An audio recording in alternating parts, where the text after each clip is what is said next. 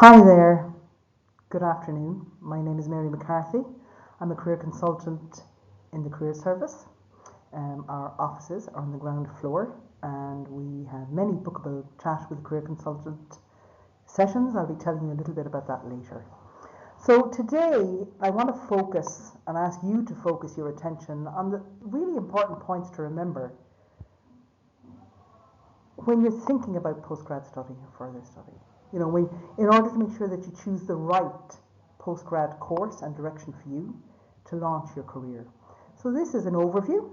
We'll be happy to answer questions in our chat with the career consultant sessions, and we will also tomorrow have a drop-in desk in the hub, the Career Services ground floor foyer area. It's just to the right of the lifts.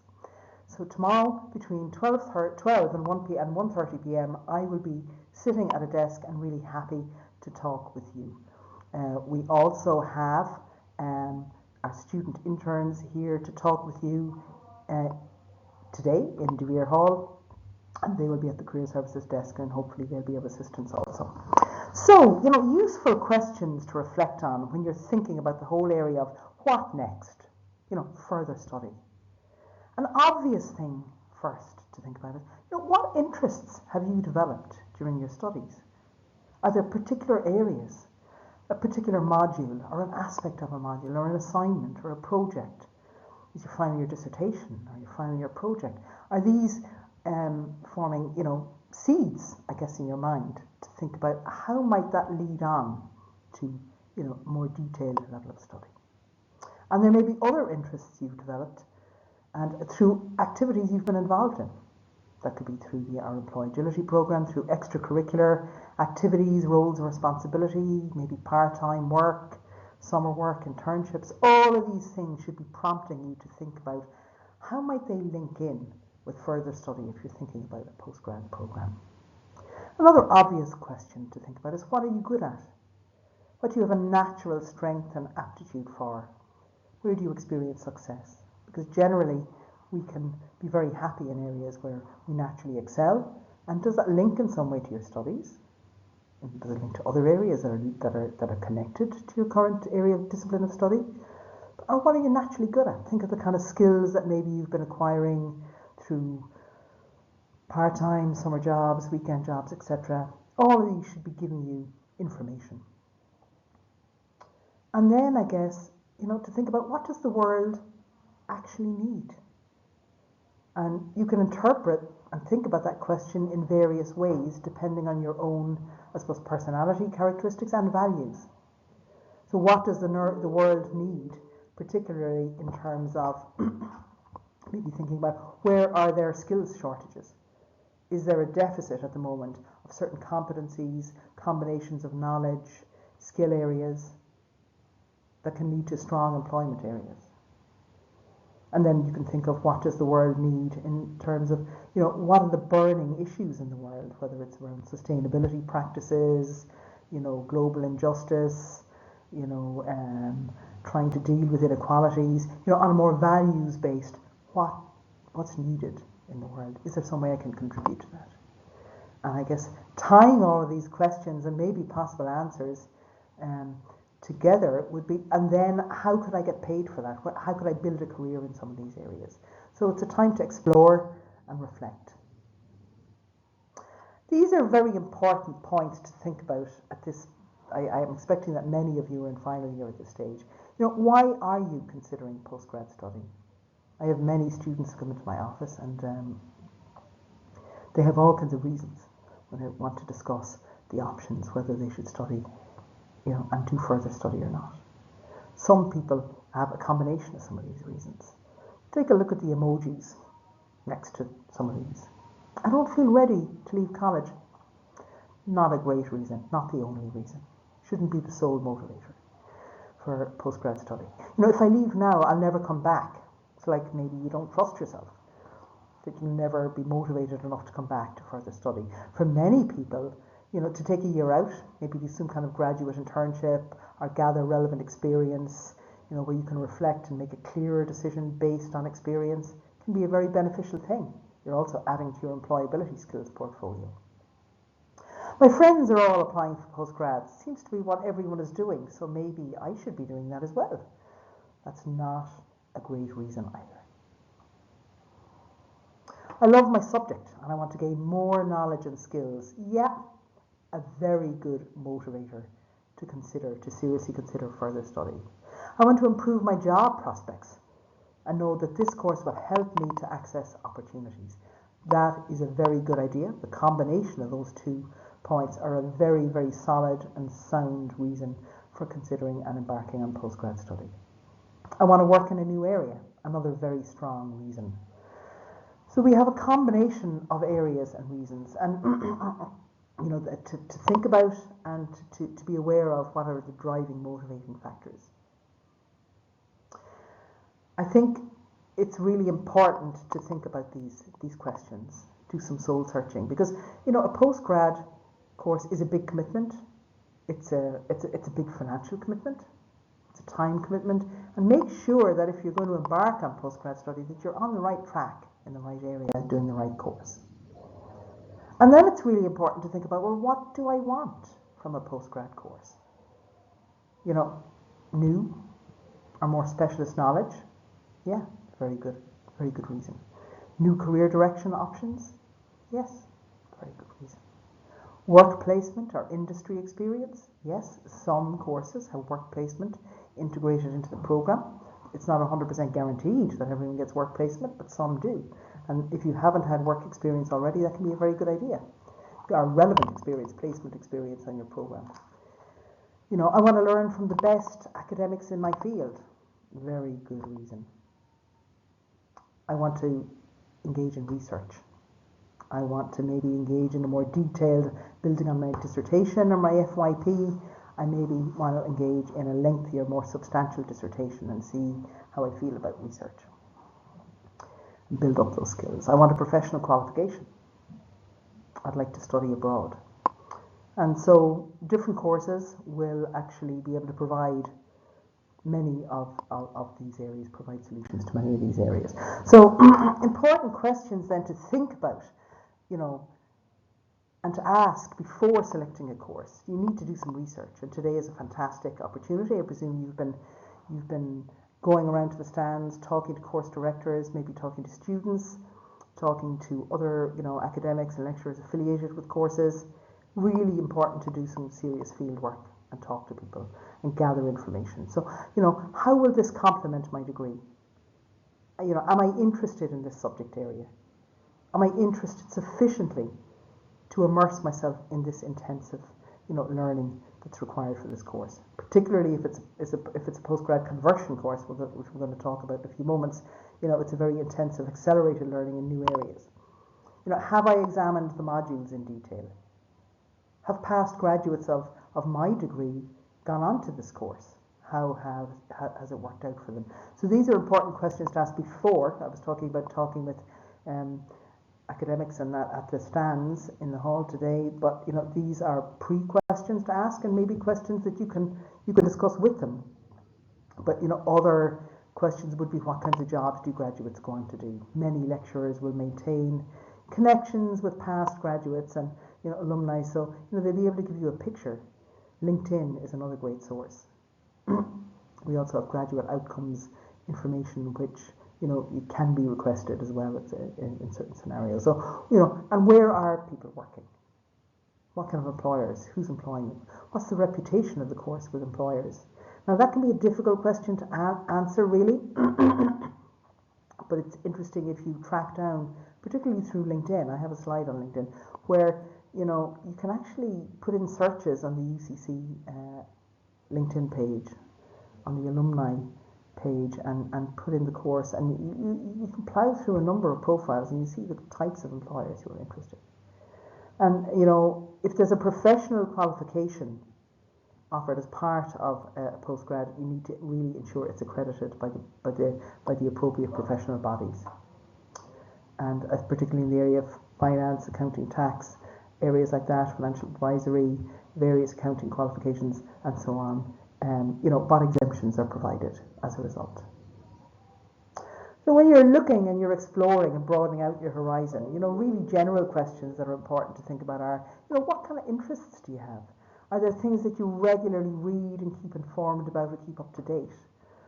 I was working with a student earlier today who spent so much time engaging in other online research and keeping up to date in certain areas that actually is one of the big clues as to what direction this student will take.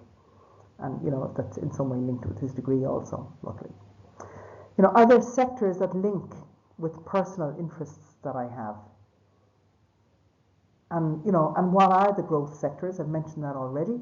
There are a lot of growth sectors. And how do they link to my skills? So these are questions to engage in further research. You can engage in research yourself. Think, reflect, talk to people, become informed. And all these can help guide you. You're ready to make an informed decision about a course application, when I think, you can strongly and confidently make these statements. Like, I know what I want from a postgrad course. I know what I'm looking for. I know what kind of course will fit with my personal interests and my strengths and aspirations. And I'm aware of relevant employers in this sector. So these are 3 statements. This is your kind of checklist, I think, to ensure that you're on the right track when you're making decisions. And another 3, I've researched the career paths of past graduates. This postgrad course is professionally accredited. There's a yes to that, and you check that out if relevant. And if relevant to you, it's not relevant to everyone, there's a healthy demand for graduates of this qualification. In some areas, where you have an interest that might not necessarily always lead to a big, immediate kind of strong growth sector, but that's not a reason to not pursue the course of interest. It really isn't. So tips to research postgrad courses. Ask the course coordinator, course director about destinations of past graduates. Find past graduates on LinkedIn. Review different individual profiles. And maybe link up with them. And in general, just networking. Ireland is a small place. We are apparently 2.5 degrees apart in Ireland, not 6 degrees apart. And so between, the whole on-campus community, friends of friends, friends who are maybe sharing accommodation with other people, etc., our wider community of network, we probably know someone who knows someone who's on a course. And really use it, think and imaginatively of your own network of contacts and people you could talk to. If you track people down on LinkedIn, you need to be quite polite about reaching out and connecting with them and saying, I see that you're a graduate of such and such a master's. I'd really love an opportunity to talk to you and get a sense of your experience of the course. If you're going to do that in person, online, by phone, talk to more than one person. Talk to a minimum really of 2 people, because you get a more balanced view of things. Every individual has a different experience and it's important to just get that balanced perspective. So postgrad conversion options. What's that about?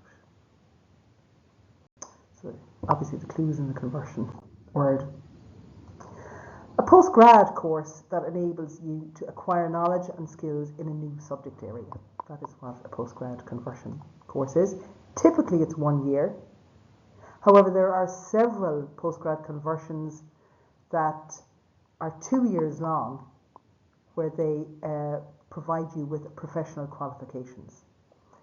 Masters in speech and language therapy, masters in occupational therapy, masters in physiotherapy, masters in audiology. Things like that, where there's a professional qualification offered. If you meet all of the graduation criteria, then that'll be 2 years. A conversion course, it's great. It can be the first step into a whole new career direction. Or an access route onto a postgrad program that might have been a very competitive area originally, particularly in the health area, as I mentioned that already. Sometimes people might have maybe, would have liked to have maybe started at bachelor's degree level, but it was competitive in terms of grades and so on. And so there are these indirect routes into areas. Normally, true postgrad conversion programs are open to people from any any discipline. We're going to take a look at some in a moment. Some do require a relevant area, a cognate discipline. So some conversion courses can link to skills shortage areas and growth areas. That's how they got, ratified and funded in the first place. Is there a need for this combination of knowledge and skill and competency? So often, if we look at some conversion areas, it can mean, well, this could be a good area, and if it links with all of the other, ticks all of the other boxes of interest, aptitude, kind of general career interest, enjoying, having a clear interest in the modules and so on, then it can be something to seriously think about. So, some have developed, particularly in the areas where they're kind of IT combinations of skills and knowledge. So, it's important to consider certain things, particularly if you're looking at an area that you think is linked to a growth area, and it might be a very practical, sensible thing to embark on a postgrad conversion in that area. That makes sense if the course is a good fit for you, if there's enough potential and evidence to suggest that you could actually not only enjoy and be interested in, but do well in this area. So you need to think about your level of interest in the course content. You must be interested. You really must look at those modules in detail, click on the academic catalogue, go in, explore behind the scenes in more detail. Your suitability and your aptitude for the course. Is it a good fit? If you heard that there were, a strong area is something in the quantitative finance area, but you are really not a numbers person at all, well then obviously that's not going to be a good fit. Yeah. And another thing to think about is there any track record or experience or evidence in your life that you have an interest, or that you've kind of got a feel for this particular area? So for example, let's just take an example of PR, advertising. If you, through extracurricular or voluntary organizations, sport, you were involved in an organization where maybe you were offering to do some of the Instagram kind of updating, or putting out social media posts, or persuasive communication in some way, well then that's probably good evidence that maybe, and you enjoyed it, and you were good at it, and you built up some skills, then to think about maybe something in that area, marketing or advertising, etc. And your motivation. So lots of kind of common sense questions here for you to think about. So there are lots and lots of advantages to conversion courses. You've got, skills and expertise in a new subject area, which means you now have skills and expertise in two areas, and that can be a real interest to a whole range of employers and organizations. You can gain access to a course that maybe mightn't have been available to you in the past because of high points. So you're now into another area that maybe initially you couldn't have got into at CAO level. And you've got, as I said, these distinctive and complementary skill sets. So it does enhance your attractiveness to employers in general, and does help people advance their goals if they're in the right area. And just the freedom of being able to look at all these new directions and change career direction can be very exciting. So look at the categories of conversion courses. Obviously there are conversion courses in health. I mentioned some of them earlier. Convert a lot of conversion courses into the IT tech area, or combination of maybe business and kind of IT. Law, conversion courses into law. Conversion courses actually into arts and humanities and social sciences. So someone from a non-arts, humanities, social sciences background can actually focus in on a discipline area. Business, obviously a lot of business type conversion areas, preparing it for a new role in the general commercial business area. Science, but with a certain kind of proviso. Generally, postgrads in science mean a cognate or relevant discipline, and the same goes for engineering. So let's just take a look at maybe just a glance really at arts and social sciences. There are taught courses, and believe it or not, it's possible to study at higher diploma level to bring you up on a par with a degree in a particular subject area. So that could be in a language, it could be geography, it could be history, it could be English, etc., religion, global diversity, philosophy. So any subject area that maybe you would like to consider having a degree in that will enable you to kind of change direction into that area and then possibly open up the door for, to do a master's in that area. You can do a higher diploma in most subject areas across arts, humanities and social sciences. The exceptions actually would be maths, I think. You can't do the mathematical studies. So it's 60 credits and you're up there on a par as if you have a degree in that subject. The Planning and Sustainable Development is a professional qualification. That's a 2-year master's. I suppose typically people from geography and sociology and areas like that are very, very suited to moving into planning and sustainable development. There might be the odd case maybe of someone even from civil and environmental engineering, maybe even architecture, but more predominantly they tend to come from geography and sociology. And here are a range of other sociology, psychology, religion. Now, psychology is a 2-year conversion program, and you need to apply for these, and some of these can be quite competitive. You need to really show that you've got an interest and you understand what the discipline is. Work and organizational behavior there, that's another course in the School of Psychology. It's called Work and Organizational Psychology, and for those who don't have a psychology degree, they graduate with the title Work and Organizational Behavior. So if we just take a glance at some of the programs in business, I'm not going to read every one of these out, but just to be aware of the range. Design and development of digital business. Finance, investment and asset management, corporate finance, banking and risk management. Now these are masters where you do need to prove that you've got some kind of quantitative background. So people maybe from economics move into those areas. People from obviously business, like a commerce degree, might move into some of those areas. Maybe accounting, maybe even BIS. So you do need to prove you've got a bit of that background. Food business and innovation, cooperatives, agri-food and sustainable development. So these are just examples. HR management, human resource management. Information systems for business performance. It's a little bit like a kind of condensed, accelerated version of aspects of the BIS degree. Accounting and performance analytics. Sustainability and enterprise, so that's online. MSc in international sustainable business. Very popular, people coming from all kinds of backgrounds. I was teaching some on the professional skills kind of modules to those students come from very interesting backgrounds.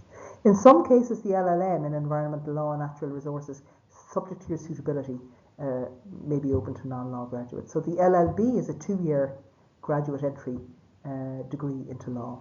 However, for those of you who might be thinking of the solicitor route or barrister route, there are other routes into law besides this. So if we're looking at science and engineering, you do need to have a relevant or cognate discipline, but it doesn't have to be specifically the exact same. So if we're looking at, particularly in the IT area, applied computing technology is a level 8 course that can be done full-time in 1 year or part-time over 2 years, and interactive media. So it's almost like a creative digital media kind of type of program. We have other very sought-after courses such as data science and analytics, clinical measurement and physiology, pharmaceutical regulatory science. So just see there are so many areas. Now these medicine and health conversion options are very popular. They are competitive. They are on offer in other universities, and in some cases people actually go often to Scotland to do some of these. But so this depends on having a relevant background and suitability, and there are small enough numbers of places. Audiology, diagnostic radiography, radiation therapy, human nutrition and dietetics, physiotherapy. So there are very specific kind of entry criteria for these, just to be aware that they exist. Courses open to a broad range of graduates from maybe science, business, social science. Could be, these particular courses are often for people who already have professional experience, and it's almost a continuing professional development step for them. Occupational health, dementia, clinical trials, various, but I just wanted to be thorough and include some of them. So let's just take a look at samples of conversion programs across other universities, just at a glance. Archives management and library and information systems in UCD. Journalism, I've just included two there, MTU and DCU. However, there's an MA Journalism in UL. There are other journalism masters, I think, probably in Dublin as well. You know, lots of areas. And a number of people actually often consider going to Queen's now, you know, our University of Ulster, which is actually very manageable. You know, neuropsychology in Galway, occupational therapy in UL, occupational therapy, physiotherapy and speech and language therapy in UL. It's quite competitive and you need to do the GAMSAT medical med-entry exam for entry into that. So these are just some examples. So really, while it's a very brief tour, you know, the real message is to show you that there's a lot on offer. There is, for any of you from a kind of science, pharma, health background, just pay attention to the slide, Education iEd Hub. We don't have 100% confirmation for the coming year, but in some cases there is funding for these courses, and there are courses across the kind of pharma area particularly, and you may be interested that are listed as collaborative, you know, MTU and UCC, so take a look at iEd Hub. So let's just look at other resources that we can offer to help guide you and help you get a clearer, you know, picture and awareness of what I would often call your career relevant personality qualities and characteristics. Your indicated general, very broad spectrum kind of career interest areas, the kinds of typical combinations of tasks that you might, you know, gravitate towards in terms of types of work, the values you have that will help inform the kind of sectors and roles that for you would be meaningful, and you know, that combination of personality qualities and characteristics particularly, and even the way you tend to think and learn naturally and process information, because you know, careers require a combination of many of these different combinations and clusters, where you know there are certain very significant, you know, personality qualities and characteristics, and you know, career indicated career interest areas and so on, to thrive and flourish in different career areas. So we have some wonderful digital tools that are on offer that are available to all registered students. They're called Profiling for Success. So they are online psychometric questionnaires to really boost your self-awareness and will help you in planning your career, and as part of that in planning, well, making very sound, solid, suitable and timely career decisions around further study if you're thinking of further study. So you can log in, you can literally just Google Profiling for Success, or get into our website or look at our digital tools on our website, just even Google it sometimes is easier, and you can just log in with your student number, with your student email address. And so I would encourage all of you to do these 4 particular profiling and digital tools. And then, you know, you can maybe discuss those, reflect on them, make some notes, spend time going through them, because there's some very useful information there. Discuss maybe with friends, maybe family members, what they think about some of this. And then if you want to pursue it further and maybe have discussions, we can, you know, we have a range of different career consultations. I'll talk about those in a moment. And, you know, we can touch base and see what that means and connect through consultations. So I suppose we're particularly busy. We're a very vibrant, huge university now with an expanding student population, and career consultants give a lot of attention to students. So we have limited one-to-one consultations, but one thing we have some fantastic consultation time set aside, and it's under the title Chat with a Career Consultant. Now they may look brief. These are bookable for everyone. Typically, on a typical week, like I think this week we had 30 career consultations, or Chat with a Career Consultation, that are bookable, and you can book these online on the link, you know, UCC, i.e.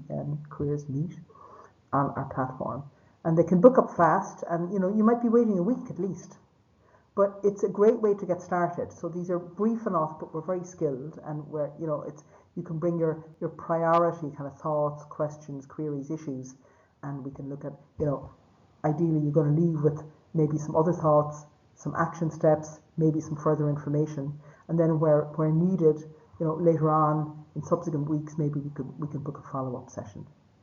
So it does take time because we're a big student population here. But you can book a career consultation, chat with a career consultant. And then from that, we can book some follow-up sessions. We also have some great digital pathways when you click on our and log into our system. And these digital pathways are a lot of digital tasks that really help you. That include might advise you to do the interests test, or maybe prepare a CV on our career set, which is a really good digital review and coaching tool. So there are lots of resources available to you. We also have a really good strengths kind of tasks you can do to assess your strengths. So we've lots of digital resources that can work hand in hand with some touch points where you can meet with a consultant. So do consider that. And what do we do? We can discuss anything that involves helping you take the right steps or make the right decisions or make the right applications for a job, for postgraduate study, getting a sense of kind of what you're best suited to. We do not, from the start, do CV review sessions. You do need to use our career set tool that is under our digital resources when you go onto our website and explore. So that will help you to really have a good quality CV. And it's self-explanatory. You can get feedback. You can upload a CV to see as a targeted to certain jobs, and you can get some feedback, and then you can improve it again and again, and achieve a high score. And you're learning that skill of developing a really good consultation or CV for before maybe you would come to us for a consultation. Got some good resources here too that hopefully should be useful to explore postgrad courses further. Obviously the UCC Study Postgrad link is there for taught courses, both for research options in UCC. We've got some very good resources on our career service website on the further study of your career and just general final year career resources.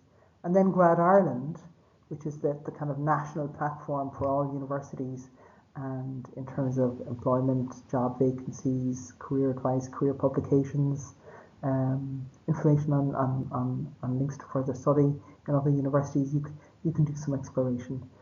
But if you're thinking of probably courses in other universities, I actually just advise you to get into that website. Look up postgrad programs, get right into those schools, departments, faculties, and explore.